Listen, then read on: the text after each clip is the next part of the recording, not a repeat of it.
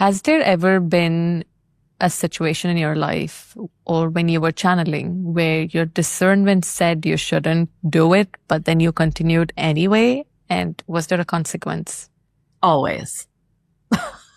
Always.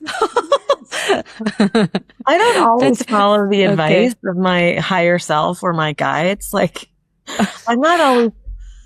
I love that, the last few channelers that I bring on, they say the same thing. I don't listen to the advices. I'm like, what is this? What's happening with the rebel channelers now? Okay. Yeah, we are a rebellious group.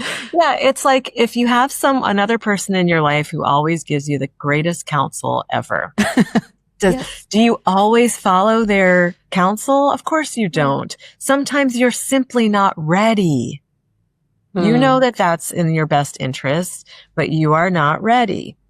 I have had counsel, wise, sage advice from my spirit team for years about a relationship that I needed to complete. And I wasn't ready for years until I was. And they're not impatient. They're not like, gosh, girl, what took you so long? They're like, oh, good. You took care of yourself along the way. We kept telling you, this is what's for you. This is what is in the highest service. And now that you are robust and ready and you are settled in who you are ready to make this change. It's a massive change to end a relationship. Massive. Sometimes, depending on the relationship. So that's just an example. Yeah. My guides are always like laughing at me like, well, we'll tell you, but you're not going to do it. So, so we'll tell you so you know, and then you can decide what you decide.